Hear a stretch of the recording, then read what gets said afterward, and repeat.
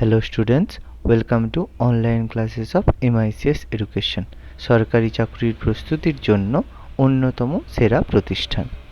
এখানে আপনারা WBCS, railway, PSC, SSC, school service commission, defence এবং অন্যান্য যে কোনো ধরনের রাজ্য সরকারের এবং কেন্দ্রীয় সরকারের চাকরির জন্য প্রস্তুতি নিতে পারেন ইংরেজি এবং বাংলা উভয় মাধ্যমেই। অভিজ্ঞ শিক্ষকের দ্বারা প্রশিক্ষণ দেওয়া হয়।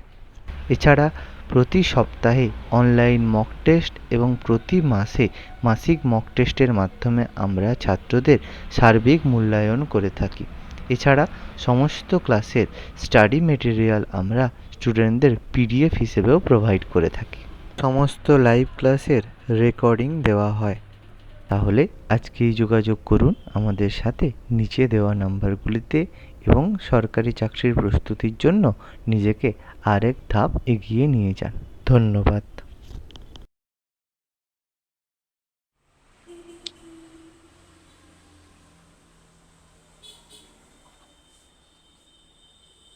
শুনতে পাচ্ছ সবাই?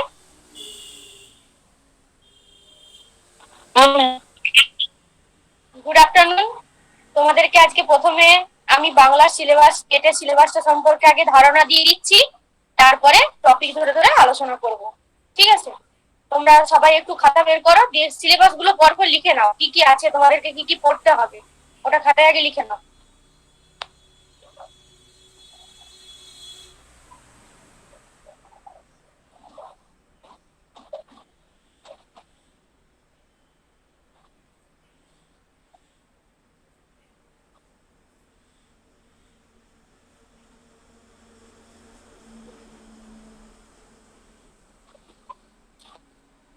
সবার ফার্স্টে বলি, এই যে টেট সিলেবাসটা বলছি এটা শুধু প্রাইমারি না, এটা আপার প্রাইমারিরও একই সিলেবাস, তাই একটা লিখে নাও, যে তোমাদের দুটোতেই কাজে লাগবে। ফার্স্টে হচ্ছে বাংলা সিলেবাস, দেখো প্রাইমারি টেট, লিখো আগে হেডিং দাও বাংলা সিলেবাস প্রাইমারি টেট।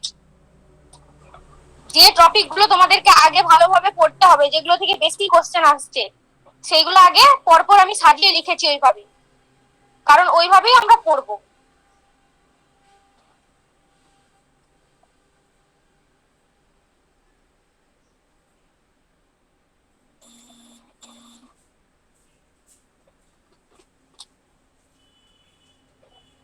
তোমাদের পেডাগগিটা বাংলায় গতবারের কোশ্চেনে দেয়নি, তাহলে পরের বারের কোশ্চেনে দেবে বলে তো মনে হয় না, তাও আমরা পেডাগগিটা লাস্টে পড়বো। সেই জন্য প্রথমে একের দাগ দিয়ে লিখো কারক ও বিভক্তি।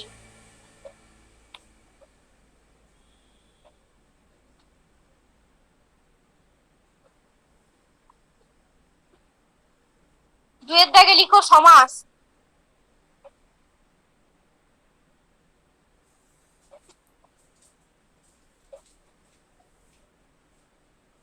তিনে লিখো ধ্বনি ও বর্ণ।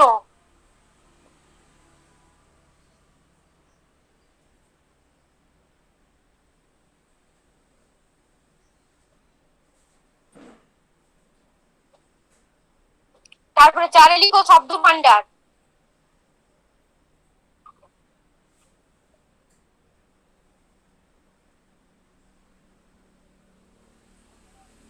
পাঁচে লিখো সন্ধি।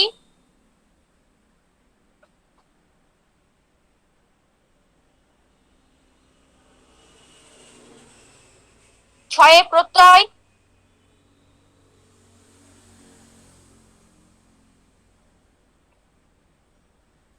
সাতে পদ। পদ মানে এই যে বিশেষ্য, বিশেষণ, সর্বনাম, অব্যয়, ক্রিয়া, ওই পদগুলো পদ।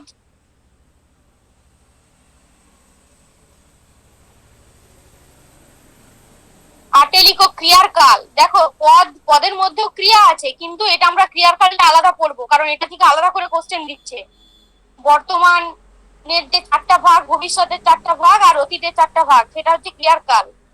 তারপরে দেখো পুরুষ, পুরুষ বা পক্ষ, পুরুষের আরেকটা নাম হচ্ছে পক্ষ, পুরুষ বা পক্ষ।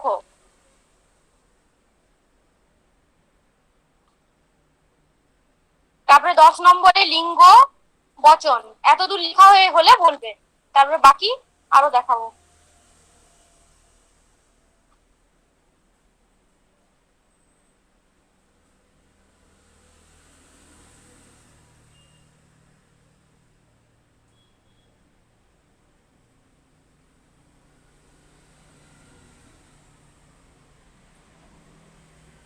হয়েছে সবার 10টা লিখো। হ্যাঁ ম্যাম।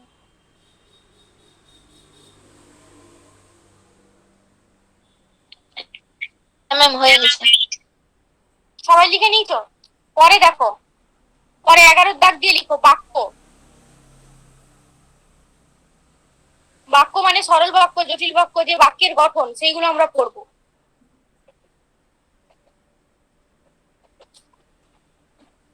তারপরে 12তে হচ্ছে বাচ্য। বাচ্য মানে কর্তৃকর্মবাচ্য, কর্মবাচ্য, ভাববাচ্য, এগুলো হচ্ছে বাচ্য। 12তে হচ্ছে বাচ্য।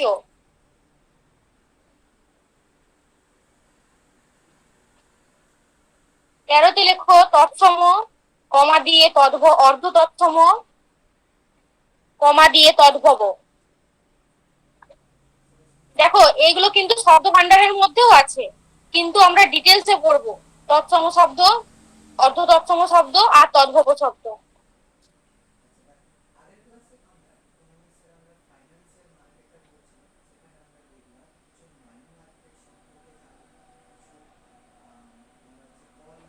তারপরে হচ্ছে 14তে বাক্য সংশোধন, মানে একটা বাক্য দিয়ে দিবে, দিয়ে বাক্যটার মধ্যে ভুল খুঁজতে বলা হবে, সেটা হচ্ছে বাক্য সংশোধন,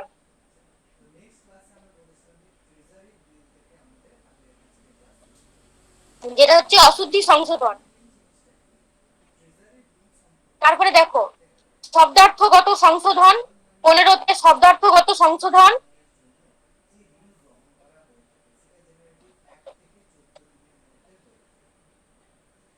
মানে শব্দার্থগত অশুদ্ধি, যেটা সংশোধন মানে অশুদ্ধি।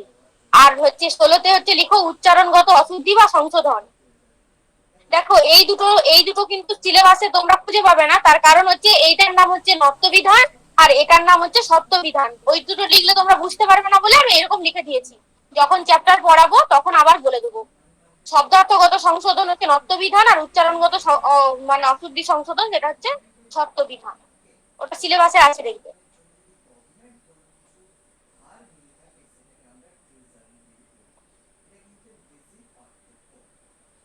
এরপরে 17তে হচ্ছে বিপরীত শব্দ।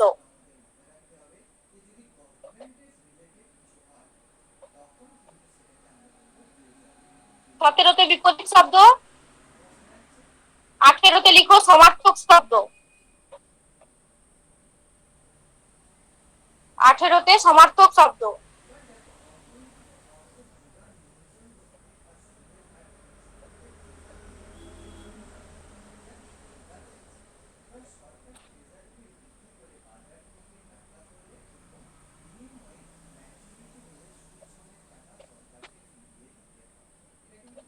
এত দূর লেখা হলে বলবে, তারপরে পরেরটা দেখাবো আরো।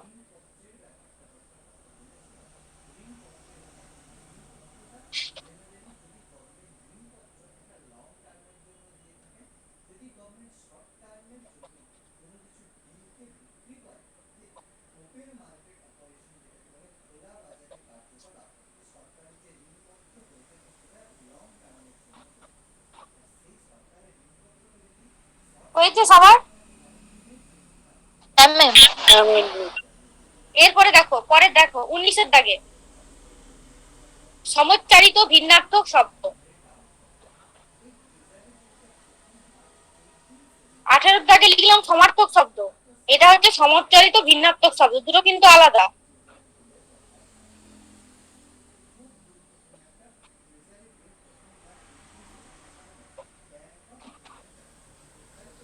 তারপরে 20-এর দাগে এক কথায় প্রকাশ। 20-এর দাগে লিখো এক কথায় প্রকাশ।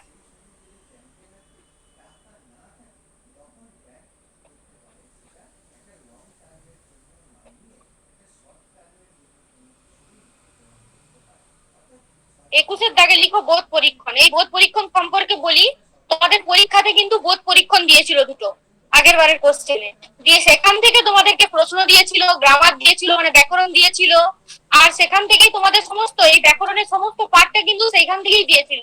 অতএব এই বোধ পরীক্ষণ আমরা প্র্যাকটিস করব, তার সাথে সাথে আমরা ব্যাকরণটা ভালো করে জানবো।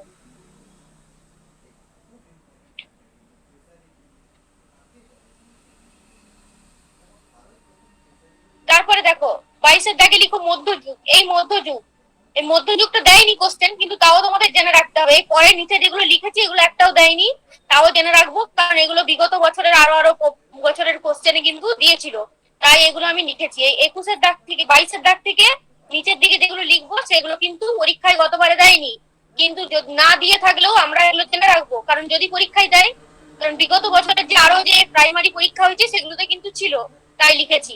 এর মধ্যযুগ মানে কি বলতো, এই যে সময়কালটা, মানে এই শ্রীকৃষ্ণ কীর্তন, তারপরে হচ্ছে ভারতচন্দ্রের সমস্ত কাব্যগ্রন্থ, এইগুলো ঈশ্বর গুপ্ত, এইগুলো আসছে মধ্যযুগের মধ্যে। তারপরে লিখেছি দেখো 23-এ বাগধারা ও প্রবাদ প্রবচন। বাগধারা আলাদা, প্রবাদ প্রবচন কিন্তু আলাদা জিনিস, এই জন্য একই পর্যায়ে পড়ছে বলে ও দিয়ে লিখেছি, বাগধারা ও প্রবাদ প্রবচন।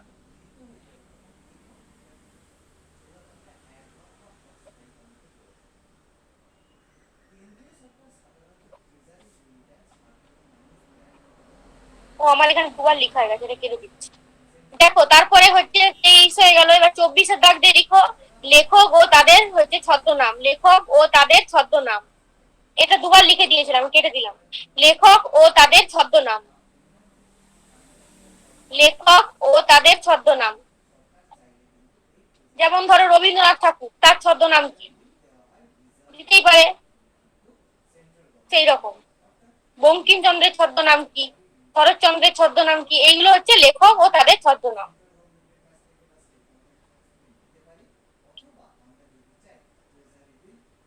তারপরে দাগ দিয়ে লিখো কবি ও সাহিত্যিকদের রচনা, কবি ও সাহিত্যিকদের রচনা, কবি ও সাহিত্যিকদের রচনা। যেমন জিজ্ঞেস করতে পারে যে গীতাঞ্জলি কার রচনা, তারপর ধরো যে কোনো সাহিত্য গ্রন্থ, যেমন ধরো হচ্ছে পথের পাঁচালী কার রচনা, এরকম দিতে পারে, সেজন্য কবি ও সাহিত্যিকদের রচনা।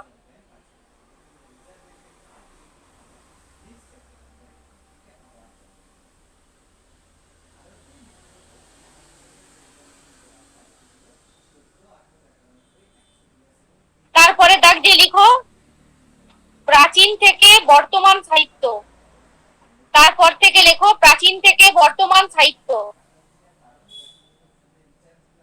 এই যে দেখো প্রাচীন থেকে যে বর্তমান সাহিত্য বলছি, এটা কি বলতো, প্রাচীন কালে যে সমস্ত সাহিত্য রচনা হয়েছে চর্যাপদের আমলে, সেই চর্যাপদ থেকে আধুনিক কালে এখনো পর্যন্ত এই যে আধুনিক কালের যে লেখক সাহিত্যিকরা যেমন রয়েছে, যেমন ধরো কবিদের মধ্যেই বলি, যেমন সুভাষ মুখোপাধ্যায়, বিষ্ণু দে, বা সাহিত্যিকদের মধ্যে যেমন আছে আমাদের এখন মানিক বন্দ্যোপাধ্যায়, মানে এই যে রবীন্দ্রনাথের পরবর্তী সময়টা, এটা তো আধুনিক যুগ হিসাবে আমরা ধরছি।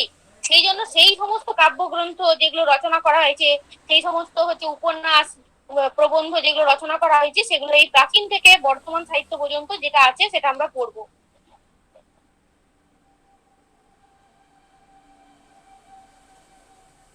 তারপরে দেখো 29-এর দাগে সাহিত্য একাডেমি পুরস্কার প্রাপকদের তালিকা, কে কে কোন পুরস্কার পেয়েছে, পদ্মশ্রী কে পেয়েছে, জ্ঞানপীঠ পুরস্কার পেয়েছে, সাহিত্যে যে সমস্ত পুরস্কার পেয়েছে সেগুলো আমাদেরকে জানতে হবে। এগুলো ঠিক কি বলতো, মানে বাংলা সাহিত্যের এক প্রকার জিকে, এইগুলো জিকে টাইপের। এই যে এই 26-এর দাগ থেকে নিচের দিকটা এত দূর লেখা হলে বলবে, তারপরে পরে আবার দেখা।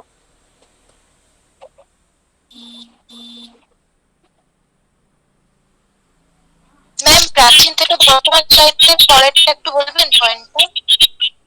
হ্যাঁ বলো। প্রাচীন থেকে বর্তমান সাহিত্যের পরের পয়েন্টটা একটু বলবেন?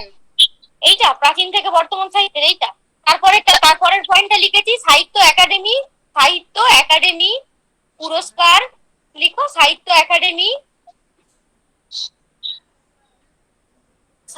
একাডেমি পুরস্কার প্রাপকদের তালিকা।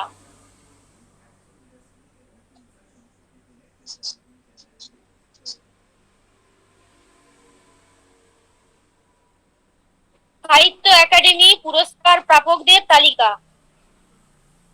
ঠিক আছে ম্যাম। যারা জ্ঞানপীঠ পুরস্কার পেয়েছে, যারা পদ্মভূষণ পেয়েছে, এগুলো আমাদেরকে জানতে হবে।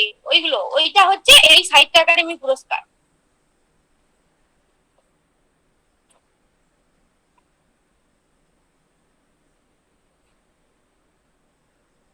যারা সবাই লিখুক।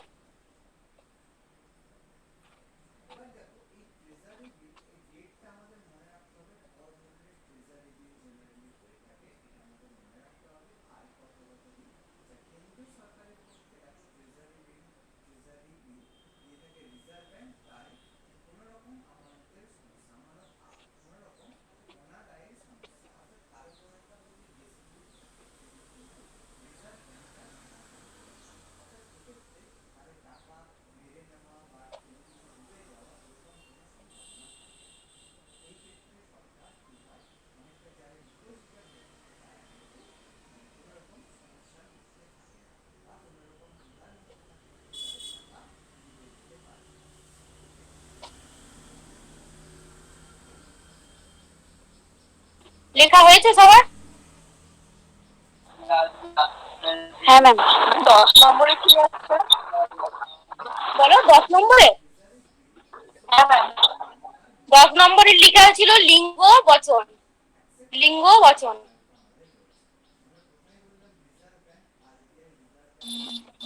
লিঙ্গ ও বচন। এরপরে দেখো, এরপরে আমি নিচে লিখেছি পেডাগোগির আর সিলেবাসটা লিখিনি, পরীক্ষায় পড়েও নি, পরে যখন পড়াবো তখন সিলেবাসটা আমি বলে দেবো। এক্সট্রা হচ্ছে পেডাগোগি, তোমাদেরকে পেডাগোগিটা এক্সট্রা পড়তে হবে, ব্যাস আর কিছু নেই। এইটি হচ্ছে সিলেবাস। টোটাল তোমাদের হচ্ছে পেডাগোগিটা যদি ধরে নিই তাহলে মোটামুটি 28টা হচ্ছে তোমাদের টপিক আছে। এই 28টা টপিক আমাদেরকে ভালোভাবে পড়ে নিতে হবে, তাহলেই মানে টেটের কোশ্চেন ভালোভাবে পারার জন্য এই 28টা টপিক আমাদের দরকার। আর সামনের দিকে যেগুলো বললাম, এই যে কারক, সমাস, ধ্বনি, বর্ণ, প্রত্যয়, এগুলো খুবই ইম্পর্টেন্ট। এগুলো আগে পড়বো, তারপরে যেমন ভাবে সিরিয়াল ভাবে সাজিয়েছি তেমনি ভাবে আমরা পড়বো। ঠিক আছে, আজকে আমরা টপিকে চলে যাই, কারক ও বিভক্তিটা পড়াচ্ছি। ঠিক আছে, প্রথমে কারকের ইন্ট্রোডাকশন দিই, তারপরে বাকিটা পড়াচ্ছি। আর কিছু বলার আছে এই সিলেবাস সম্পর্কে? কেউ কিছু কি বলবে? কারোর কিছু প্রশ্ন থাকলে বলো, তাহলে এখন বলে দিচ্ছি, তারপর আমি পরে চলে যাবো সেখানে। বলো, কেউ কিছু বলার যদি থাকে বলো সিলেবাস সম্পর্কে।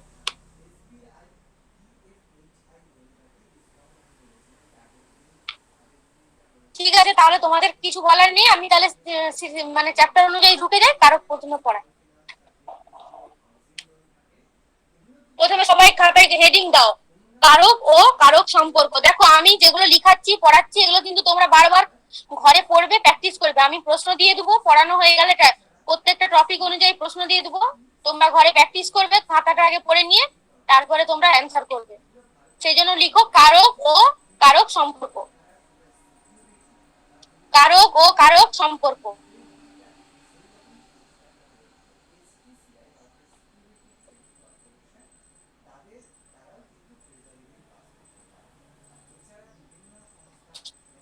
আচ্ছা, এই কারকের মধ্যে আমরা কি পড়বো? কারক শুধু নয়, কারকের সাথে অকারকও পড়বো। ঠিক আছে, কারকের সাথে আমরা অকারকও পড়বো। কারক আমরা যেগুলো পড়ছি তারপরে বাদ বাকিগুলো তো অকারক, সেগুলো আমরা পড়বো। আগে প্রথমে কারকটা পড়বো, তারপরে অকারক পড়বো। সেই জন্য আগে কারক বলে হেডিং দিতে পারো, বা কারক ও অকারক সম্পর্ক বলেও হেডিং দিতে পারো, যে কোনো একটা দাও।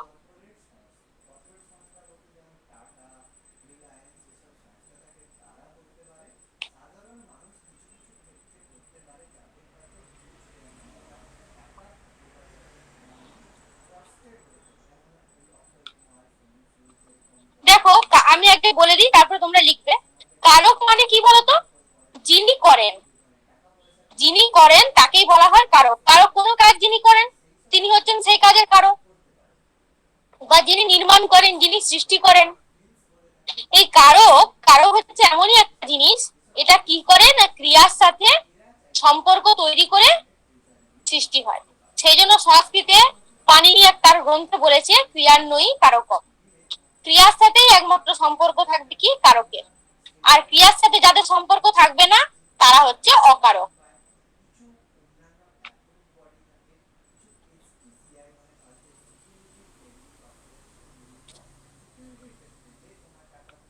ঠিক আছে সবাই, এবার দেখো কারক, কারক শব্দটাকে যদি আমরা প্রত্যয় হিসাবে ভাঙি তখন কি পাই? দেখো ক্রি যুক্ত অক, এই যে ক্রিটা কিন্তু ধাতু, ধাতু বলেই কিন্তু আমি এই রূপ চিহ্নটা দিয়েছি। সবাইকে কিন্তু এইটা দিতে হবে, এই রূপ চিহ্নটা, এটা না দিলে কিন্তু ভুল। তাহলে ক্রি যুক্ত অক সমান কারক। লিখো ক্রি যুক্ত অক সমান কারক। ক্রি যুক্ত অক সমান কারক।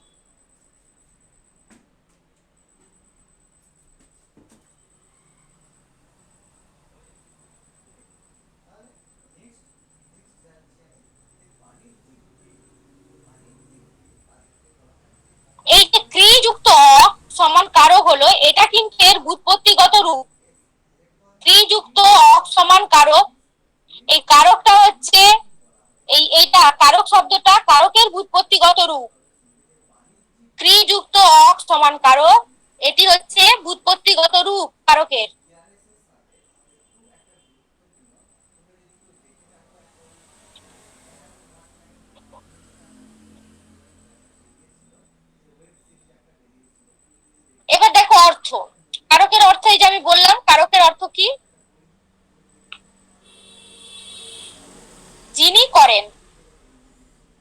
করেন।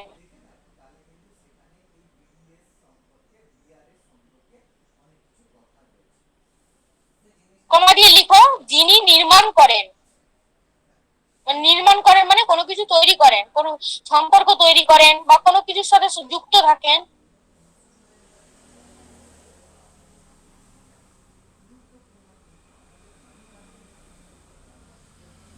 তারপরে কমা দিয়ে লিখো যিনি সৃষ্টি করেন ইত্যাদি। তাহলে কারকের অর্থ কি হলো? যিনি করেন, যিনি নির্মাণ করেন, যিনি সৃষ্টি করেন। যিনি করেন, যিনি নির্মাণ করেন, যিনি সৃষ্টি করেন ইত্যাদি। তাহলে আমরা কারকের ব্যুৎপত্তিগত রূপ কি পেলাম? ক্রি যুক্ত অক সমান কারক। আর অর্থ কি পেলাম? যিনি করেন, যিনি নির্মাণ করেন, যিনি সৃষ্টি করেন ইত্যাদি।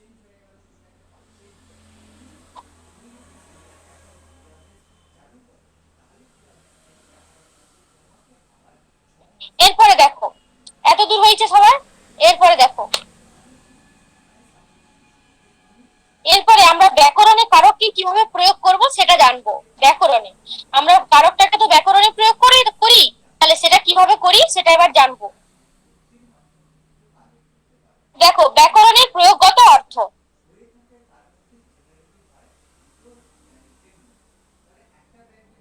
মানে ব্যাকরণে আমরা কিভাবে কারককে প্রয়োগ করব। হেডিং দাও সবাই, ব্যাকরণের প্রয়োগগত অর্থ।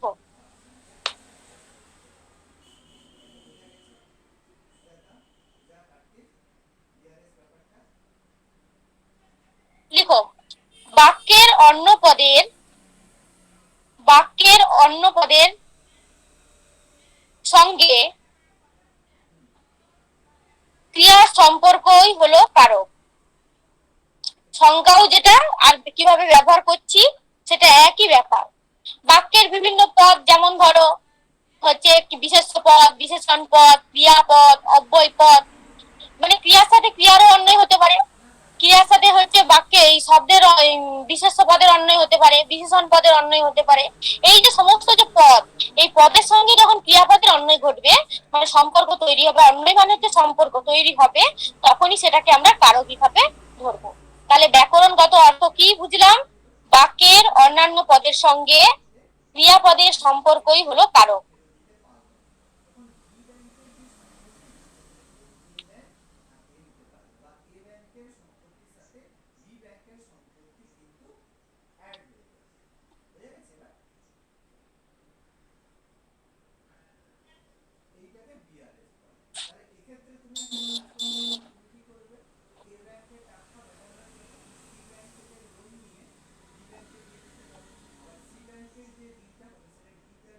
লিখেছ?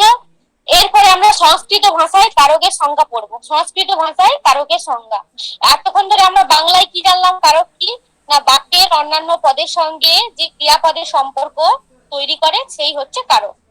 এরপরে সংস্কৃতে কারক সম্পর্কে পাণিনি কি বলেছেন? পাণিনি তার ব্যাকরণ গ্রন্থ অষ্টাধ্যায়ীতে, পাণিনির এখানে লিখে দিচ্ছি, পাণিনির অষ্টাধ্যায়ীতে, দাঁড়াও,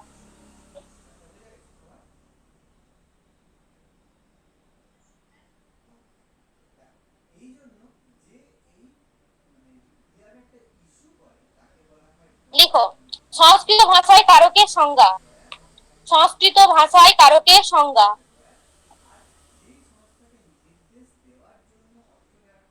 দিয়ে এটা সবাই লিখো, ক্রিয়ান্বয়ী কারকম।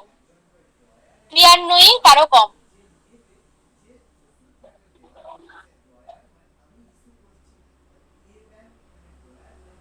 ক্রিয়ান্বয়ী কারকম।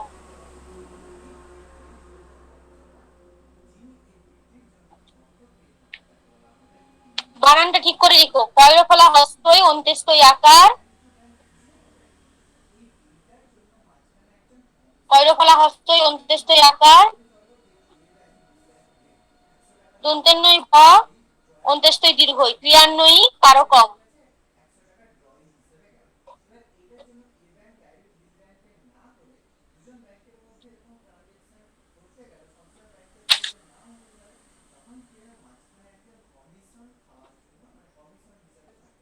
দেখো এটি কে বলেছে? আমি লিখেছি পাশে, পাণিনি।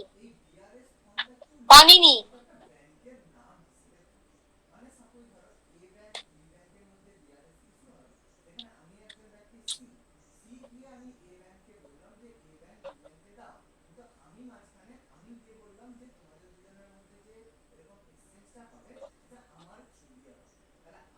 পানিনি তার অষ্টাধ্যায়ী গ্রন্থে, অষ্টাধ্যায়ীটা সিঙ্গেল ইনভার্টেড কমার মধ্যে রাখো। পানিনি তার অষ্টাধ্যায়ী গ্রন্থে বলেছে, পানিনি তার অষ্টাধ্যায়ী গ্রন্থে বলেছে।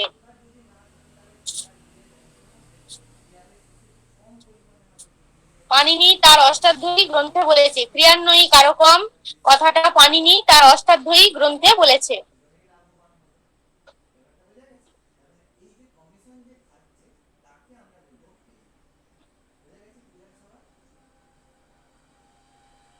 পানিনি ছিল সংস্কৃত ব্যাকরণবিদ।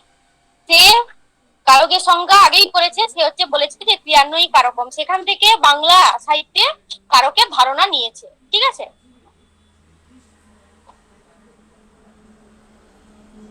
হয়েছে সবার? দিয়ে এরপরে দেখো এতক্ষণ ধরে আমরা জানলাম কারক। এবার কারকের সাথে আমরা অকারকও পড়বো। অকারকটা কি? কারণ কারকের মধ্যেই তো অকারকটা জুড়ে রয়েছে। যেমন সম্বন্ধ পদ, সম্বোধন পদ, এরা হচ্ছে অকারক, আর বাকিগুলো হচ্ছে কিন্তু কারক। তাহলে হেডিং দাও সবাই, অকারক। এই অকারকে কি বলতো, আমি বলে দিই তারপর তোমরা লিখবে। অকারকে কি বলতো, মানে হচ্ছে বাক্যের সাথে, বাক্যের যে কোনো পদের সাথে ক্রিয়াপদের কিন্তু কোনো সম্পর্ক থাকবে না, এটাই হচ্ছে অকারক। যেমন বিশেষ্যের সাথে ক্রিয়ার সম্পর্ক থাকবে না, আলাদাই দ্বারা বসবে, ক্রিয়াটা আলাদাই বসবে, তার সাথে কোনো সম্পর্ক থাকবে না, এটাই হচ্ছে অকারক। লিখো তাহলে অকারক। লিখো, বাক্যের ক্রিয়ার সঙ্গে, বাক্যের ক্রিয়ার সঙ্গে, বাক্যের ক্রিয়ার সঙ্গে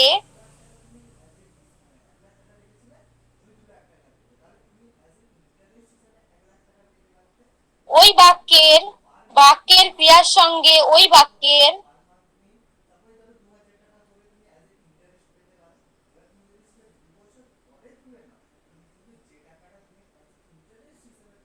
কোন পদের সম্পর্ক, কোন পদের সম্পর্ক না থাকলে, কোন পদের সম্পর্ক না থাকলে, কোন পদের সম্পর্ক না থাকলে তা অকারক, তা অকারক। আবার বলছি দেখো, অকারক কাকে বলে? বাক্যের ক্রিয়ার সঙ্গে ওই বাক্যের কোন পদের সম্পর্ক না থাকলে তা অকারক।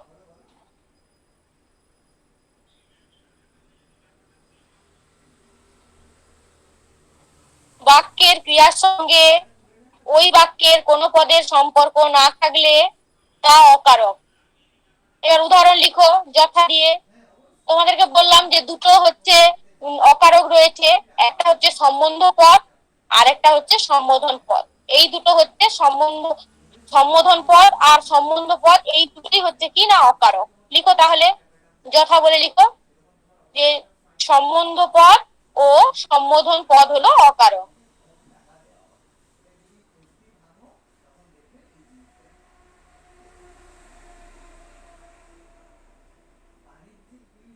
তাহলে দেখো আমরা কারক আর অকারকের পার্থক্য বুঝতে পারছি, যে কারক হচ্ছে কি না, কারক হলো বাক্যের অন্যান্য পদের সঙ্গে ক্রিয়াপদের সম্পর্ক থাকবে, আর অকারকে কি হবে বলতো, বাক্যের ক্রিয়াপদের সঙ্গে কোনো পদের সম্পর্ক থাকবে না। একটাতে থাকবে যেটা হচ্ছে কারক, আর যেটাতে থাকবে না সম্পর্ক সেটা হচ্ছে কি না অকারক।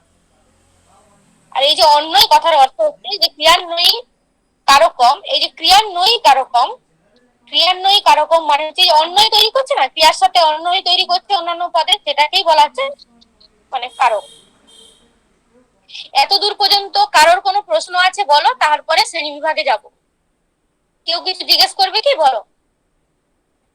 এতদূর পর্যন্ত বোঝা গেছে সবার? কারক কি আর অকারক কি বুঝতে পেরেছো তো সবাই? ঠিক আছে ম্যাম। আচ্ছা ঠিক আছে, এরপরে আমরা দেখো কারক জেনে গেলাম, অকারক জেনে গেলাম, এবার কারক গুলো কোনগুলো কি কারক সেগুলো আমরা জানবো। দেখো তাহলে লিখো, কারকের শ্রেণী বিভাগ। লিখো কারকের শ্রেণী বিভাগ।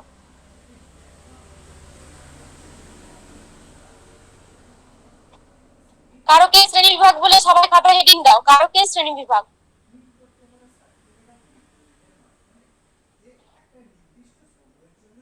দেখো কারককে আমরা ছটা ভাগে ভাগ করি, 6 ভাগে ভাগ করি, ঠিক আছে। সম্বন্ধ এবং সম্বোধনকে আমরা বাদ দিলাম, কারককে আমরা 6টি ভাগে ভাগ করি। যেহেতু কারক, কারণ ওগুলো অকারক, তো ওগুলোকে আমরা ধরবো না, আমরা শুধুমাত্র কারক গুলোকেই ধরবো, সেই জন্য কারককে আমরা 6 ভাগে ভাগ করাই। এবার প্রত্যেকটা ভাগ লিখো 1 2 3 4 করে লিখো। প্রথমে লিখো কর্তৃকারক, প্রথমে লিখো কর্তৃকারক, একের দাগ দিয়ে লিখো কর্তৃকারক।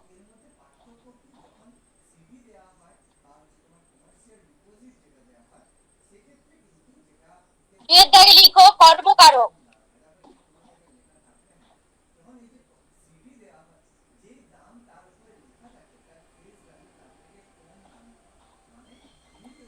তিনের দাগে লিখো করণ কারক।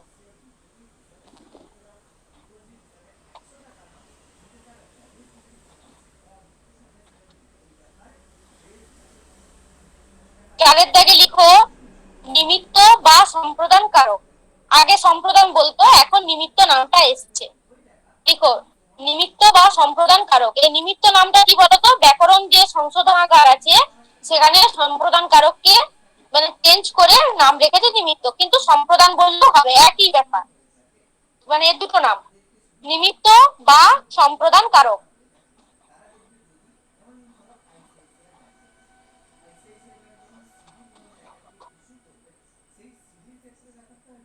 পাঁচ নম্বরে লিখো অপাদান কারক। 5 নম্বরে লিখো অপাদান কারক।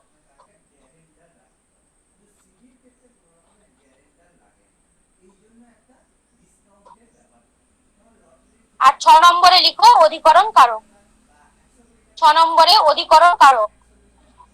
তাহলে কারকের শ্রেণী বিভাগ আমরা ক ভাগে ভাগ করলাম, কারককে 6 ভাগে ভাগ করলাম। প্রথম থেকে বলছি দেখো, কর্তৃকারক 1 নম্বরে, 2 নম্বরে হচ্ছে কর্মকারক, 3 নম্বরে করণ কারক,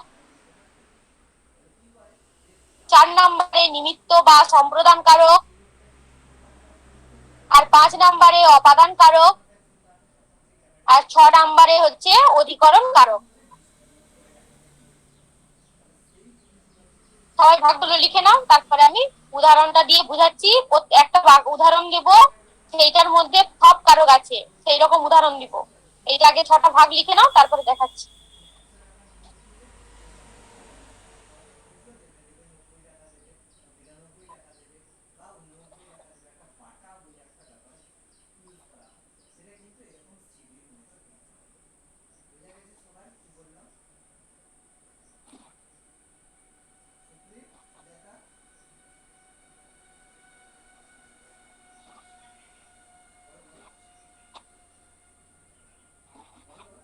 লিখেছো সবাই? হয়ে গেছে তো সবার? 6টা ভাগ লেখা হয়েছে? ঠিক আছে, এরপরে দেখো আমরা একটা উদাহরণ লিখছি। লিখো নিচে একটু প্যারা করে নিচে করে লিখো। লিখো একটি উদাহরণের সাহায্যে, একটি উদাহরণের সাহায্যে, একটি উদাহরণের সাহায্যে 6টি কারক সম্পর্কে ধারণা স্পষ্ট করা যাক। একটি উদাহরণের সাহায্যে 6টি কারক সম্পর্কে ধারণা স্পষ্ট করা যাক। অর্থাৎ একটা উদাহরণ দেবো, একটা বড় বাক্য দিব, সেই বাক্যটার মধ্যে কিন্তু কর্তৃ, কর্ম, করণ, নিমিত্ত, অপাদান, অধিকরণ এই 6টা কারকই আছে। ঠিক আছে, এই 6টা কারকই আছে। এবার উদাহরণ বলে লিখো। উদাহরণ দেখো, উদাহরণে কি লেখা আছে? আচ্ছা, এটা লিখে নাও, তারপর বলছি উদাহরণটা। একটি উদাহরণের সাহায্যে 6টি কারক সম্পর্কে ধারণা স্পষ্ট করা যাক। এটা লিখেছো তো সবাই? এরপরে উদাহরণটা লিখো।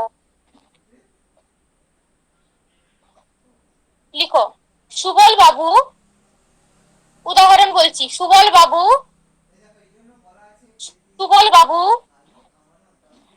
বাড়িতে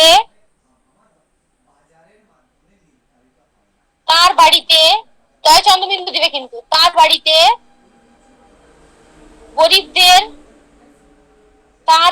গরিবদের আবার বলছি দেখো উদাহরণটা, সুবল বাবু তার বাড়িতে গরিবদের, আগে আমরা গরিব বানান কি লিখতাম, বা অশুদ্ধি সংশোধন বানান সংশোধনে শিখাবো, আগে লিখতাম আমরা হচ্ছে রয় দীর্ঘই, কিন্তু বর্তমান বানান কিন্তু রয় হ্রস্বই, এই জন্য দেখো রয় হ্রস্বই আমি লিখেছি। তাহলে উদাহরণে লিখো, সুবল বাবু তার বাড়িতে গরিবদের, এতদূর লিখেছো তো, পরেরটা লিখো। দুঃখ দূর করার জন্য সুবল বাবু তার বাড়িতে গরিবদের দুঃখ দূর করার জন্য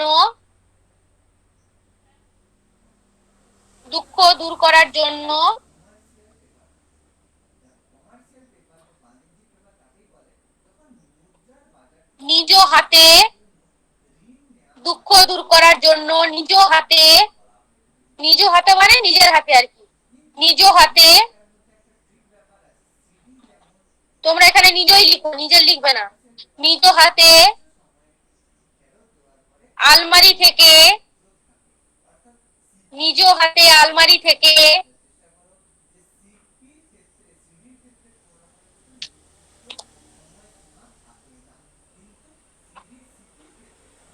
আরেকবার বলছি দেখো উদাহরণটা প্রথম থেকে, কেউ যদি না লিখে রাখো, সুবল বাবু তার বাড়িতে গরিবদের দুঃখ দূর করার জন্য নিজ হাতে আলমারি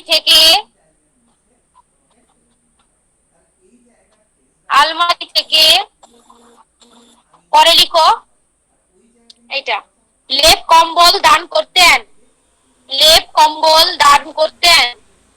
লেপ ছোট হাইপেন কম্বল দান করতেন, আর কয়ের নিচে ময় বল কম্বল, ময়ের নিচে বটা হবে কিন্তু, লেপ কম্বল দান করতেন।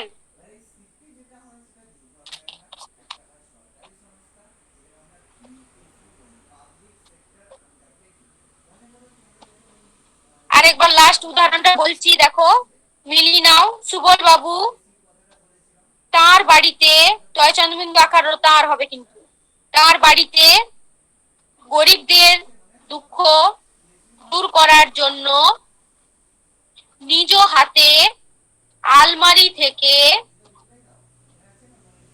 লেপ কম্বল দান করতেন। উদাহরণ সবাই লেখা হয়েছে, উদাহরণটা একটা সিঙ্গেল ইনভার্টেড কমার মধ্যে রাখো,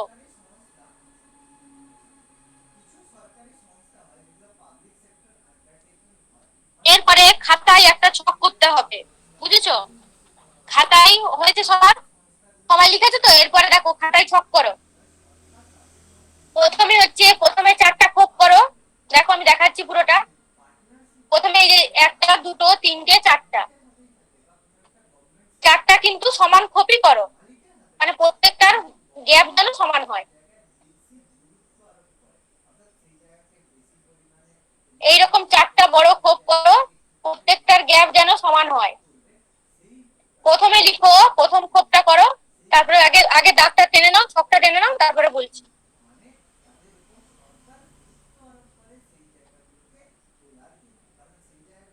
এরকম 4টে দাগ হবে, আর কতগুলো লাইন হবে বলতো, চওড়ার দিকে 1 2 3 4 5 6 7, 7টা ঘর হবে, নিচের দিকে 7টা ঘর, আর উপরের দিকে হবে মানে লম্বা লম্বি যেটা আছে নিচের দিকে দেখো, এরকম হচ্ছে 7টা ঘর, আর এই যে আড়ি ভাবে হবে 4টে ঘর।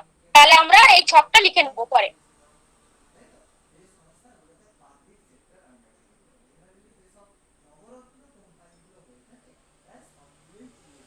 ছকটা টানো তারপরে বলছি।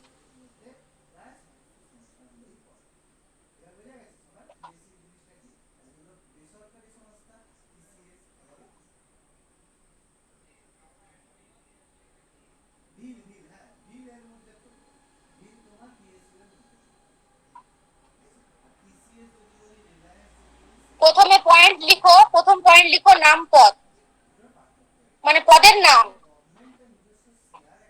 মানে নাম পদ, নাম পদ বলেই লিখে রাখো নাম পদ, মানে এটা হচ্ছে পদের নামগুলো, মানে কি কি পদ আমরা এখান থেকে বসবো সেগুলো হচ্ছে এটা। লিখো নাম পদ বলে লিখো, নাম পদ মানে হচ্ছে পদের নামগুলো। তারপরের ঘরটাতে লিখো সমাপিকা ক্রিয়া, সমাপিকা ক্রিয়া লিখো, সমাপিকা ক্রিয়া। এই ছকটা ভালো করে মনে রাখবে, এই ছকটা যদি ভালোভাবে মনে রাখতে পারো তাহলে কারক গুলো নির্ণয় করতে পারবে, আর কারক গুলো দেখলেই চিনতে পারবে, আর কারক গুলো পরিবর্তনও করতে পারবে। ঠিক আছে, তোমাকে একটা দিয়ে দিল, সেখান থেকে বললো যে এটা কি কারক বলো, তুমি তখন দেখেই বলে দিতে পারবে যে এটা এই কারক। তাহলে প্রথমে হচ্ছে নাম পদ বা পদের নাম, তারপরে হচ্ছে সমাপিকা ক্রিয়া, তারপরের ঘরটাতে হেডিং দাও, দিয়ে লিখো প্রশ্নের ধরন। প্রশ্নের ধরন এইটি খুব ইম্পর্টেন্ট, এই প্রশ্নের ধরনটা, এইটা দেখেই আমরা কারক নির্ণয় করতে পারবো। লিখো প্রশ্নের ধরন, তারপরে লিখো কারক। কারক মানে হচ্ছে কারকের নাম, কি কি কারক আমরা পেলাম সেগুলো লিখবো কারক। প্রশ্নের ধরন, তারপরে লিখো কারক। আবার বলছি দেখো, প্রথমে হচ্ছে নাম পদ, তারপরে হচ্ছে সমাপিকা ক্রিয়া, তারপরে হচ্ছে প্রশ্নের ধরন, তারপরে হচ্ছে কারক। এই চারটা পয়েন্ট আগে সবাই লিখো।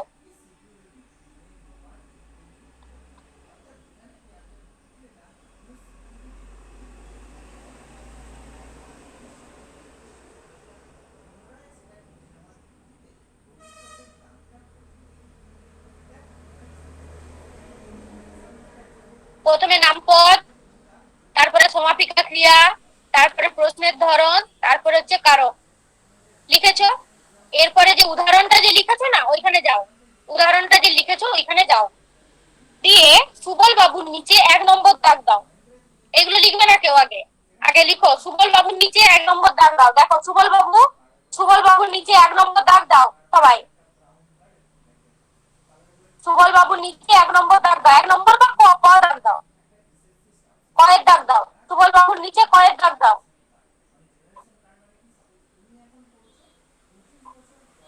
সুবল বাবুর নিচে সবাই কয়ের দাগ দাও।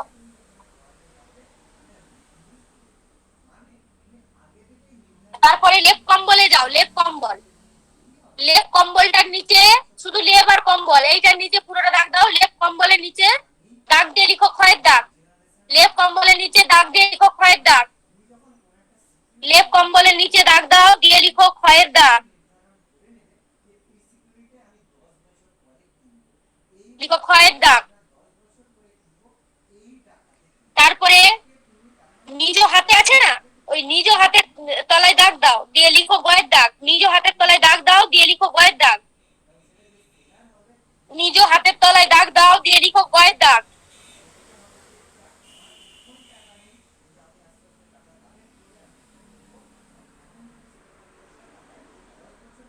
দিয়েছো? তারপরে চলে যাও, এই যে আছে দেখো নিচের দিকে, গরিবের দুঃখ দূর করার জন্য, এই যে দুঃখ দূর করার জন্য, গরিবের দুঃখ দূর করার জন্য ওই পুরোটা দাগ দাও, দিয়ে পুরোটা দাগ দিয়ে লিখো ঘয়ের দাগ, ঘ, ক খ গ ঘ, গরিবের দুঃখ দূর করার জন্য পর্যন্ত দাগ দাও, দিয়ে লিখো ঘয়ের দাগ,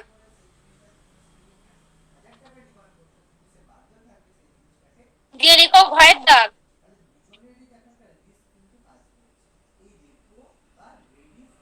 তারপরে এর আগে দাগ লিখে নাও, তারপরে বলছি।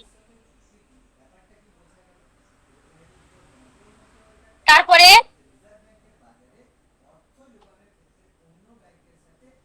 তারপরে দেখো আলমারি থেকে, আলমারি থেকে আছে না, ওই আলমারি থেকে পর্যন্ত দাগ দাও, দিয়ে লিখো উঁয়োর দাগ, আলমারি থেকে পর্যন্ত দাগ দাও, দিয়ে লিখো উঁয়োর দাগ,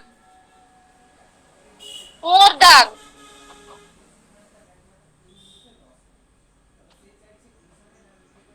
লিখেছো? তারপরে চলে যাও,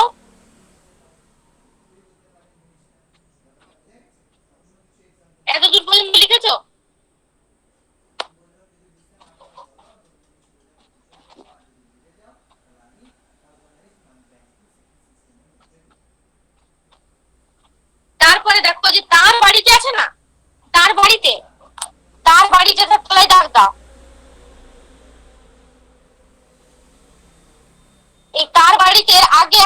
লিখে রাখো সবাই।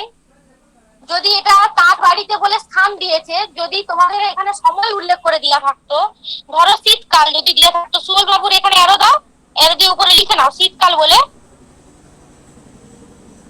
শীতকালে এই কথা লিখে নাও শীতকালে। আমি কালটা লিখলাম এই কারণেই, দেখো যদি মানে অধিকরণ কি বলা হয় বলো তো, মানে স্থান কাল পাত্র বোঝাবে। তাহলে কাল তো হচ্ছে শীতকাল, তো একটা কাল, সেই জন্য এটা বোঝানোর জন্য আমি লিখলাম। লিখো শীতকালে লিখে নাও, সুবল বাবুর এখানে আরো দিয়ে লিখে নাও শীতকালে। এই শীতকালে তার বাড়িতে, এইখানটায় তলায় দাগ দিয়ে লিখো পুরোটাই, শীতকালে তার বাড়িতে, এইটা পুরোটাই দাগ দিয়ে লিখো চয়ের দাগ, এইটা পুরোটা দাগ দিয়ে লিখো চয়ের দাগ। শীতকালে তার বাড়িতে, এই এতটা পর্যন্ত শীতকালে তার বাড়িতে, সেটা হচ্ছে চয়ের দাগ। কেন শীতকালে লিখলাম বলতো, অধিকরণ কারকে স্থান কাল পাত্র বোঝায়। তাহলে আমরা দেখো এখানে স্থানটা বুঝতে পারছি যে তার বাড়িতে, এটা একটা স্থান তো, কিন্তু কালটাকেও আমরা বুঝতে পারি, যাতে যদি ধরতে পারি, সেই জন্য আমরা শীতকালটা লিখে রাখলাম। সেরকম গ্রীষ্মকাল, বর্ষাকাল, শরৎকাল, যে কোনো কাল হলেই তখন কিন্তু হচ্ছে আমরা বুঝতে হবে যে এটা আমাদের হচ্ছে অধিকরণ কারক, সেই জন্য আমি লিখতে বললাম।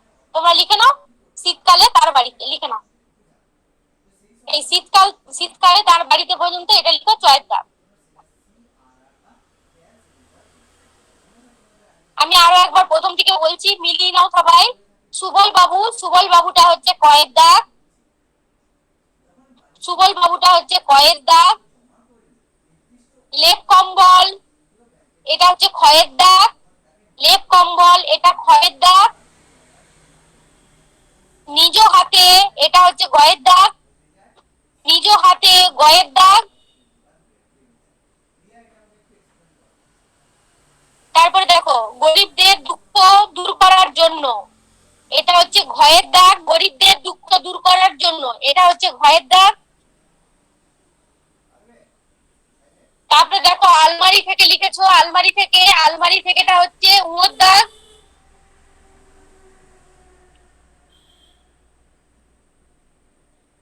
তারপরে লাস্টে লিখলাম শীতকালে তার বাড়িতে, এটা হচ্ছে চয়ের দাগ। শীতকালে তার বাড়িতে, এটা হচ্ছে চয়ের দাগ।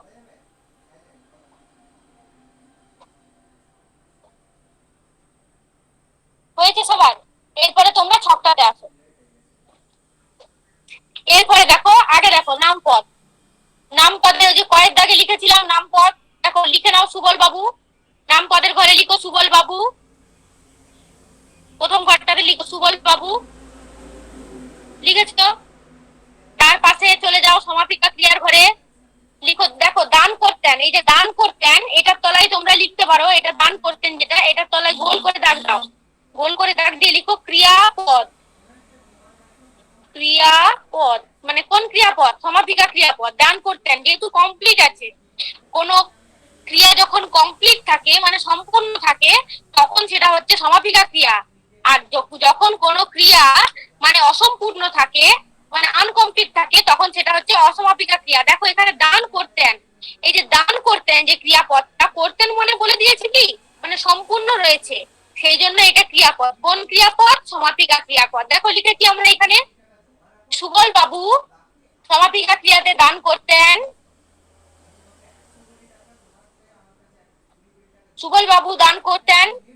এবার আমরা দেখো, আমরা হচ্ছে প্রশ্ন করব, কাকে প্রশ্ন করব? ক্রিয়াপদকে প্রশ্ন করব। সুবল বাবু তো একটা মানুষ, তাকে প্রশ্ন করব যে কে দান করতেন, কে দান করতেন। প্রশ্নের ঘরে লিখো কে,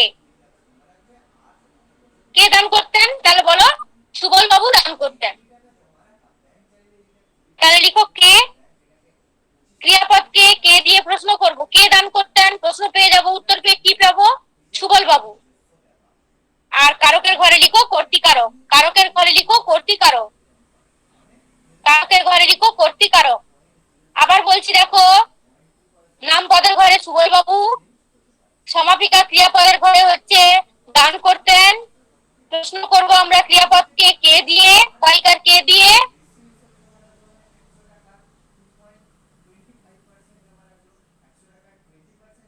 আর কারকের ঘরে লিখো কর্তৃকারক।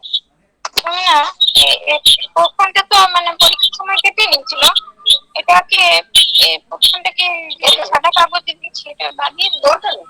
হ্যাঁ, ওটা সাদা কাগজে অন্য কারো সাদা কাগজ। রুম্পা কিছু বলছো?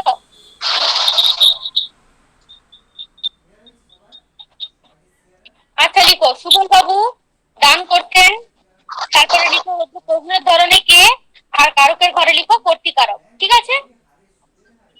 এরপরে দেখো ক্ষয়ের দাগ যাও। ক্ষয়ের দাগে আমরা কি লিখেছিলাম, কি দাগ দিয়েছিলাম? ক্ষয়ের দাগে বলো তো, লেপ কম্বলে দাগ দিয়েছিলাম তো। তাহলে লিখো এখানে নাম পদের ঘরে, এই যে নাম পদের যে নাম লিখেছো এখানে লিখো ক্ষয়ের দাগ দিয়ে লেপ কম্বল। ঘুমটা অডিও অফ করো, অডিও অফ করো।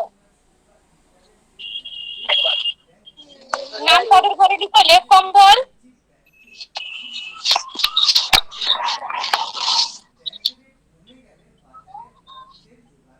ফার্স্ট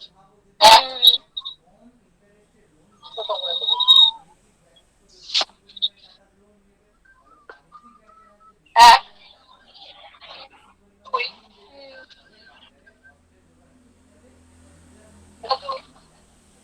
মানে মাধ্যমিকের বুঝতে পারছি। তারপরে 3 মাধ্যমিকের মার্কস, 4 থেকে মাধ্যমিকের সার্টিফিকেট।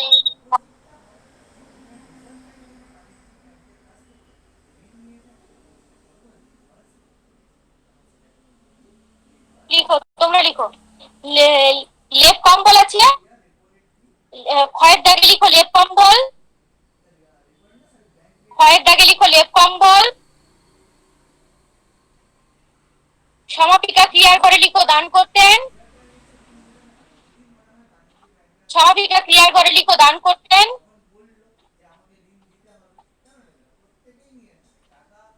প্রশ্নের ধরন লিখো কি। দেখো কি দিয়ে আমরা প্রশ্ন করব, যে কি দান করতেন, তখন কি উত্তর পাবো আমরা? লেপ কম্বল। প্রথমে প্রশ্ন করব কি দিয়ে, কি দান করতেন, তখন আমরা কি প্রশ্ন পাবো? লেপ কম্বল। এই জন্য লেপ কম্বল হচ্ছে নাম পদের ঘরে লিখেছি, সমাপিকা ক্রিয়ার ঘরে দান করতেন। আর প্রশ্নের ধরন আমরা কি দিয়ে প্রশ্ন করব? ক্রিয়াপদকে কি দান করতেন, লেপ কম্বল উত্তর পাবো। এটা হচ্ছে কি কারক? এটা হচ্ছে কর্মকারক। লিখো কর্মকারক, কর্মকারক লিখো, কর্মকারক।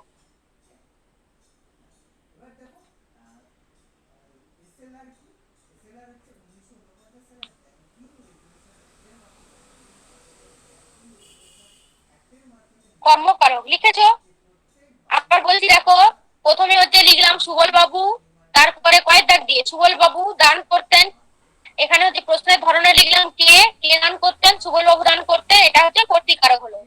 পরেরটা লিখেছি ক্ষয়ের দাগে যে লেপ কম্বল দিয়ে, আবার লিখেছি সমাপিকা ক্রিয়ার ঘরে দান করতেন। তারপরে প্রশ্নের ধরন কি, মানে কি দিয়ে প্রশ্ন করব, কি দান করতেন, তখন উত্তর কি পাবো আমরা? লেপ কম্বল। তারপরে লিখো মানে কারকের ঘরে লিখো কর্মকারক। ঠিক আছে? এরপরে গয়ের দাগ যাও। গয়ের দাগে আমরা কি লিখেছিলাম? গয়ের দাগে লিখেছিলাম দেখো নিজ হাতে। গয়ের দাগে আমরা লিখেছিলাম নিজ হাতে। তোমরা লিখে নাও গয়ের দাগে, এই যে নাম পদের নামের ঘরে লিখে নাও নিজ হাতে।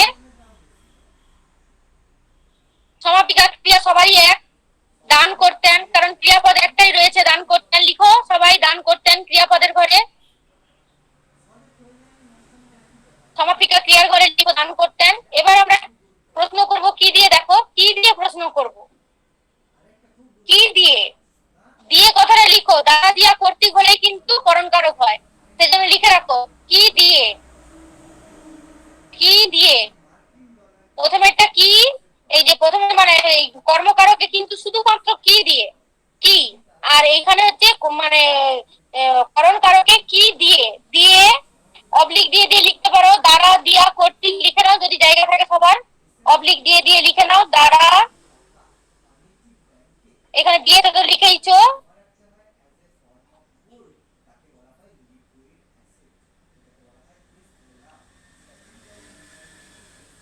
দ্বারা দিয়া কর্তৃক লিখেছি দেখো আমি, দ্বারা দিয়া কর্তৃক।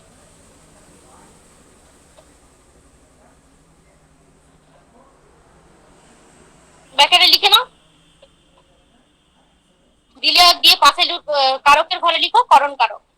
মানে আমরা দ্বারা কি দিয়ে, কি দ্বারা, কি কর্তৃক, এগুলো দিয়ে যখন প্রশ্ন করব, কাকে প্রশ্ন করব? সমাপিকা ক্রিয়াকে, তখন যেটা উত্তর পাবো সেটা হবে কি না করণ কারক। দেখো করণ কারক লিখো তাহলে নিজ হাতে নামপদের ঘরে, সমাপিকা ক্রিয়ার ঘরে লিখো দান করতেন।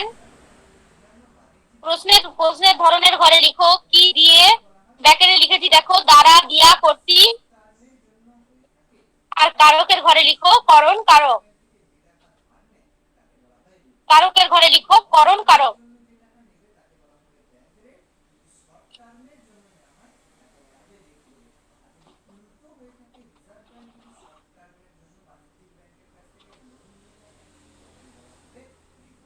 হয়েছে সবার? এরপরে ঘয়ের দাগ দাও, ঘয়ের দাগ। ঘয়ের দাগে আমরা কি লিখেছিলাম বলতো? ঘয়ের দাগে আমরা লিখেছিলাম দেখো গরিবের দুঃখ দূর করার জন্য, লিখেছিলাম না গরিবের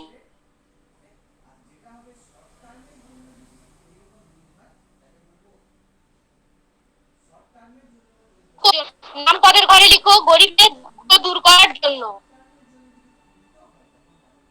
গরিবের দুঃখ দূর করার জন্য।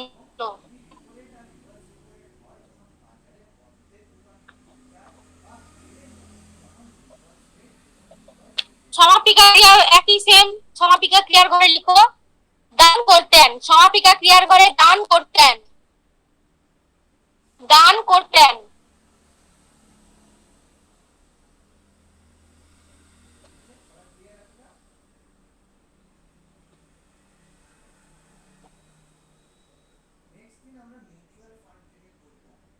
দান করতেন। তাহলে নাম পদের ঘরে লিখলাম, মানে পদের নামের ঘরে কি লিখলাম? গরিবের দুঃখ দূর করার জন্য। সমাপিকা ক্রিয়ার ঘরে লিখলাম দান করতেন। এবার প্রশ্নের ধরনে লিখো কেন, কেন জিজ্ঞাসা চিহ্ন, আবার লিখো কিসের নিমিত্তে। যে কোনো একটা প্রশ্ন হতে পারে, কেন জিজ্ঞাসা চিহ্ন দাও, দিয়ে আরেকটা অবলিক দিয়ে লিখে রাখো কেন, কেন দান করতেন বা কিসের নিমিত্তে, অবলিক দিয়ে লিখে নাও কিসের নিমিত্তে,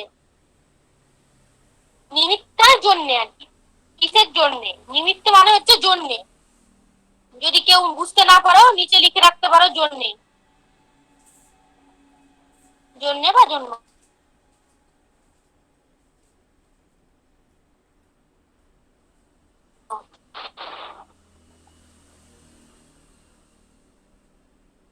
তাহলে প্রথমে ঘয়ের দাগে লিখলাম গরিবের দুঃখ দূর করার জন্য, নামপদের ঘরে দান করতেনের জায়গায় লিখলাম সমাপিকা ক্রিয়া, মানে সমাপিকা ক্রিয়ার ঘরে লিখলাম দান করতেন। আর প্রশ্নের ধরনে কি লিখলাম কেন, অবলিক দিয়ে কিসের জন্য বা নিমিত্ত। এরপরে কারকের ঘরে লিখো নিমিত্ত কারক বা সম্প্রদান কারক,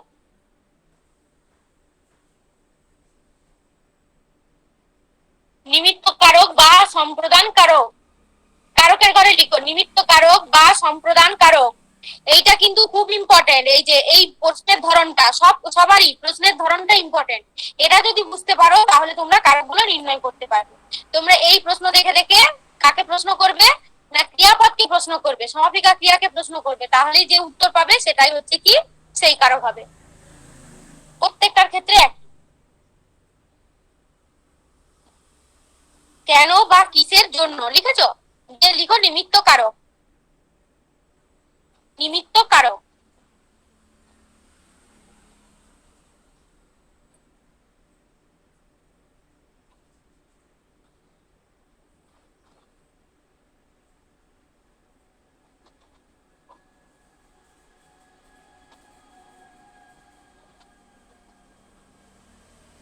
এরপরে দেখো ওর দাগে এসো, ওর দাগে আমরা কি লিখেছিলাম বলতো?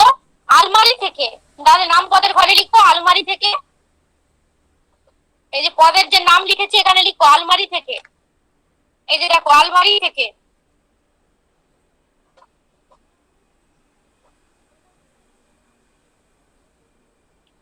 সমাপিকা ক্রিয়া সবারই এক, দান করতেন। সমাপিকা ক্রিয়া সবারই এক, দান করতেন।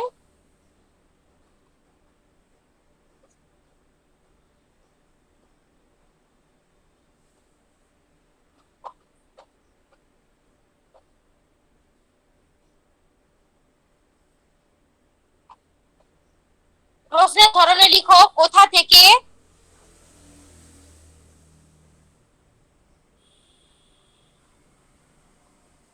প্রশ্নের ধরনে লিখো যে কোথা থেকে, ব্র্যাকেটে লিখে রাখো হইতে থেকে চেয়ে অপেক্ষা, এইগুলো দিয়ে যদি প্রশ্ন হয়, হইতে থেকে চেয়ে অপেক্ষা, হইতে থেকে চেয়ে অপেক্ষা লিখে রাখো, কমা দিয়ে দিয়ে লিখো, ব্র্যাকেটে লিখো হইতে কমা থেকে কমা চেয়ে কমা অপেক্ষা। এগুলো দিয়ে যদি প্রশ্ন করা হয় তখন কিন্তু কি হবে, অপাদান কারক হবে। লিখো এটা, তারপর বলছি। কোথা থেকে জিজ্ঞাসা চিহ্ন দিয়ে ব্র্যাকেটে লিখে রাখো হইতে কমা থেকে কমা চেয়ে কমা অপেক্ষা।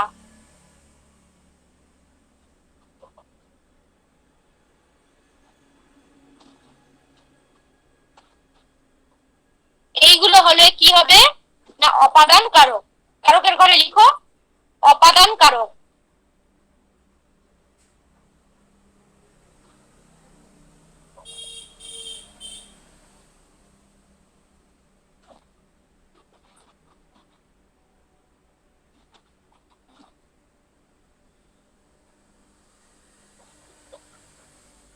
তাহলে আলমারি থেকে নামপদের ঘরে সমাপিকা ক্রিয়াতে দান করতেন।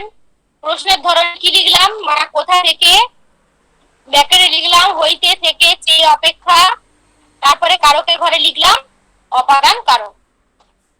হয়েছে সবার?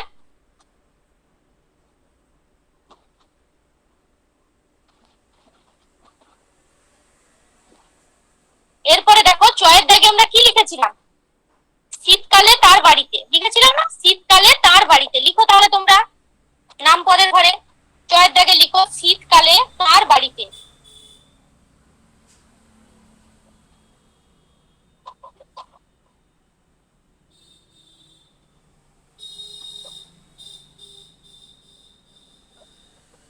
সমাপিকা ক্রিয়া একই, সেম। দান করতেন, লিখো দান করতেন সমাপিকা ক্রিয়ার ঘরে। সমাপিকা ক্রিয়া একই, লিখো দান করতেন।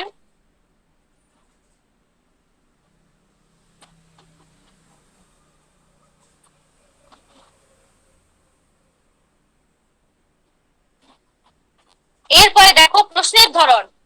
প্রশ্নের ধরনে আমরা কি লিখবো, এই যে বললাম তোমাদেরকে কখন আর কোথায়। যখন কখন দিয়ে প্রশ্ন আসবে তখন কিন্তু এই যে কাল বুঝাবে, বুঝলে তো, এই শীতকাল কখন মানে শীতকালে, কোথায় না তার বাড়িতে। তাহলে এই যে কখন শব্দটা যখন বসবে তখন কি হবে, এই যে কাল বুঝাবে, এই যে শীতকাল। দেখো শীতকালে সোজাসুজি লিখেছি, আর তার বাড়িতে মানে হচ্ছে কোথায়, স্থান বোঝাচ্ছে। তাহলে আমরা কি জানি, আমরা এখানে ব্যাখ্যাটা লিখে রাখো স্থান কাল পাত্র।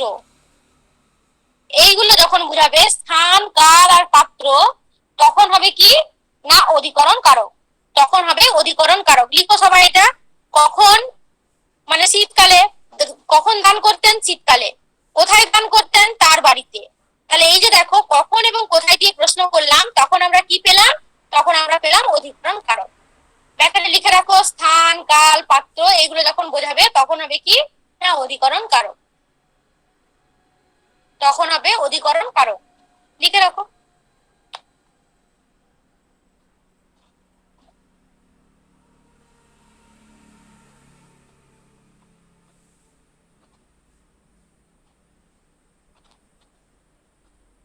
কারকের ঘরে লিখো অধিকরণ কারক।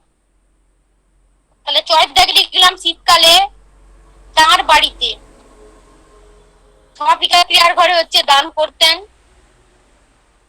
প্রশ্নের ধরন হচ্ছে কখন আর কোথায়, ব্র্যাকেটে লিখেছি স্থান কমা দিয়ে কাল কমা দিয়ে পাত্র, আর কারকের ঘরে লিখেছি অধিকরণ কারক। আমি ছকটা প্রথম থেকে আবার বলছি, তোমরা এটা লিখে নাও, তারপরে বলছি, কারণ এই ছকটা ভালোভাবে মুখস্থ করতে হবে। প্রশ্নগুলো কি দিয়ে প্রশ্ন করব, তারপরে কেন দিয়ে প্রশ্ন করব, কখন কোথায় দিয়ে প্রশ্ন করব, কখন কোথা থেকে প্রশ্ন করব, কখন কি কর্তৃক এরকম যখন প্রশ্ন করব, কিসের কেন মানে কিসের জন্য যখন প্রশ্ন করব, তখন কিন্তু কারকগুলো আমরা নির্ণয় করতে পারবো। হয়েছে সবার? আমি আবার প্রথম থেকে দেখাচ্ছি, দেখো।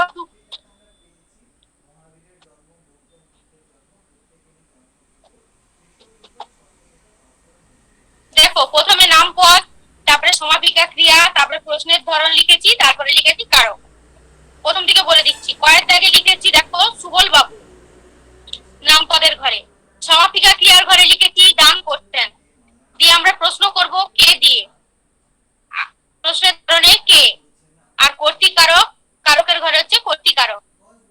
তারপরে দেখো ছয়ের দাগে লিখেছি লেপ কম্বল নাম পদের ঘরে, সমাপিকা ক্রিয়া একই সবার, দান করতেন, প্রশ্নের ধরনে কি লেখা হয়েছে কি কি দান করতেন, আর কারকের ঘরে লিখেছি কর্মকারক। গয়ের দাগে দেখো লিখেছি নাম পদের ঘরে নিজ হাতে, সমাপিকা ক্রিয়া একই, দান করতেন, প্রশ্নের ধরনে লিখেছি কি দিয়ে, এখানে ব্র্যাকেটে লিখেছি তারা কমা দিয়া কমা কর্তৃক ব্র্যাকেট শেষ, কারকের ঘরে লিখেছি পরম কারক।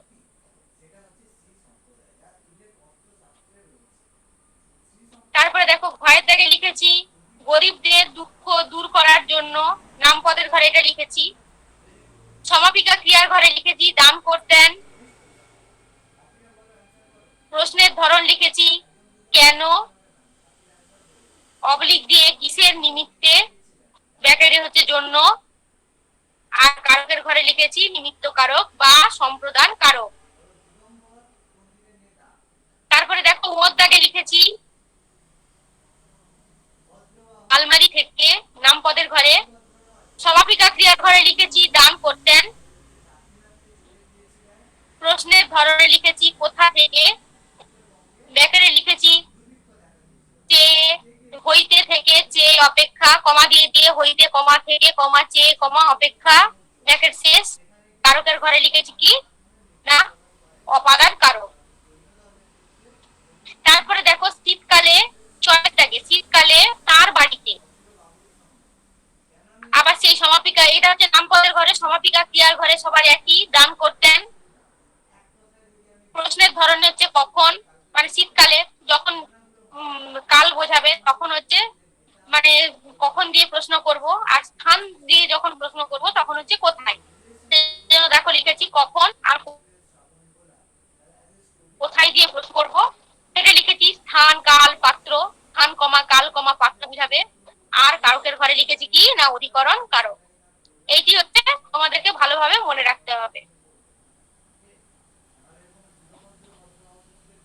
আমি একটা প্রশ্ন করছি, দেখো তোমরা বলতে পারো কিনা দেখি। আমি একটা তোমাদের প্রশ্ন করছি, পাটনা থেকে সাধু রামানন্দ এসেছেন, ধরো এইটা তোমাদের দাগ দেওয়া আছে রামানন্দের তলায়, তখন তোমরা কি কারক বলবে? কর্তৃকারক।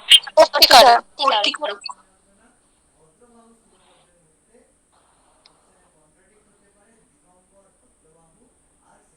কি করে বুঝলে এসেছেন কে আমরা কে এসেছেন কে আমরা কে দিয়ে প্রশ্ন করব, কে এসেছেন? রামানন্দ এসেছেন। যদি বলা থাকতো যে পাটনা থেকে, এখানটা যদি দাগ দেওয়া থাকতো তখন আমরা কি করতাম? পাটনা থেকে পর্যন্ত যদি দাগ দেওয়া থাকতো কি করতাম বলো? অপাদান কারক। অপাদান কারক। কোথা থেকে? কোথায় কেউ অধিকরণ করে দিও না, কারণ পাটনা একটা স্থান, যদি শুধু পাটনার তলায় দাগ দেওয়া থাকতো তাহলে আমরা করতাম অধিকরণ কারক, যেহেতু পাটনা থেকে থেকে পর্যন্ত দাগ দেওয়া আছে সেই জন্য আমরা করব কি না অপাদান কারক। বুঝতে পেরেছো তো?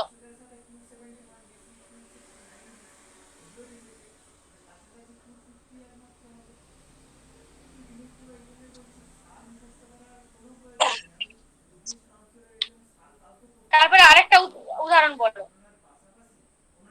তাহলে বুঝতে পারবে।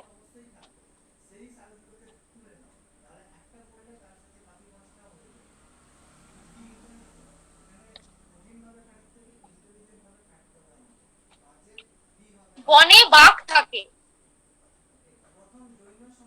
এখানে বনের তলায় দাগ, কি কারক হবে বলো? বনে বাঘ অধিকরণ করো। না, কারণ আমরা কোথায় দিয়ে কোথায় বাপ থাকে, তাহলে হলো অধিকরণ কারক। তিল থেকে তেল হয়, তিল থেকে তলায় দাগ, কি হবে? অপদান করো। হ্যাঁ, মানে কোথা থেকে তেল হয়, এই যে থেকে থাকলো লাস্টে জুড়ে দিলাম, হইতে থেকেছে, তাহলে এটা হচ্ছে কি হয়ে গেল না, অপাদান কারক। ছুরি দিয়ে কেক কাটা হলো, এখানে ছুরি উপস্থিত থাকলে হয় করণ কারক। কি দিয়ে? ছুরি দিয়ে। বুঝতে পেরেছো?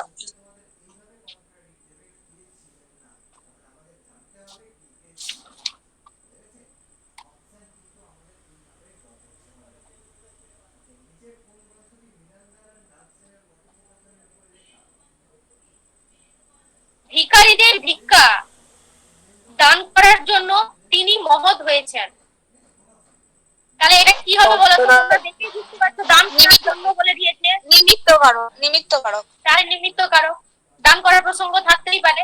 নিমিত্ত, নিমিত্ত কখন বুঝবো আমরা? যখন আমরা নিঃস্বার্থে দান করছি, নিঃস্বার্থে যখন দান করছি, সেই দানটা যখন আমরা আর ফিরিয়ে নিচ্ছি না, তখন সেটা হচ্ছে নিমিত্ত কারক। বুঝতে পেরেছো? এই যে গরিবদের দুঃখ দুর্দশা দূর করার জন্য তিনি দান করলেন, কারণ সেই দানটা কি আমরা ফিরিয়ে নেব না, সেই জন্য এটা হচ্ছে নিমিত্ত কারক।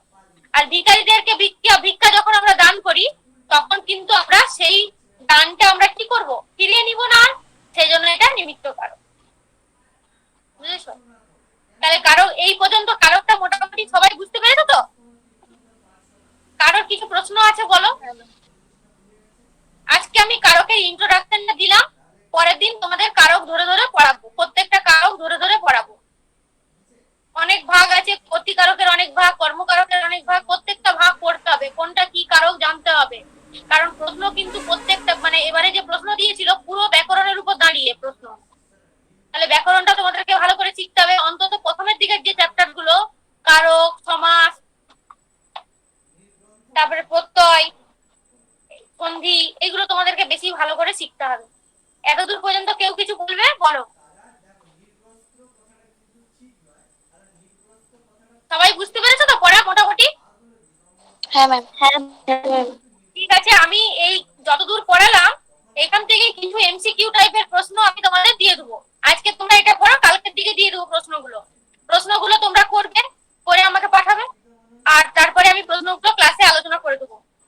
কিন্তু তুমি ওইখানে দেখবে অনেক প্রশ্ন কিন্তু এই পড়ার মধ্যে নেই, কিন্তু এই সম্পর্কে রিলেটেড, কিন্তু তোমাদেরকে এগুলো জেনে রাখতে হবে।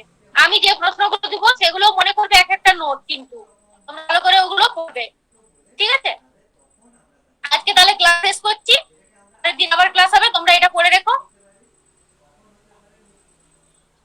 ঠিক আছে ম্যাম। ঠিক আছে, বাই। ধন্যবাদ ভিডিওটি দেখার জন্য। আমাদের ভিডিওটি কেমন লাগলো অবশ্যই কমেন্ট বক্সে জানাবেন, এবং পরবর্তী ক্লাসের এই ধরনের ভিডিও পেতে অবশ্যই আমাদের চ্যানেল MICS এডুকেশন সাবস্ক্রাইব করবেন। ধন্যবাদ।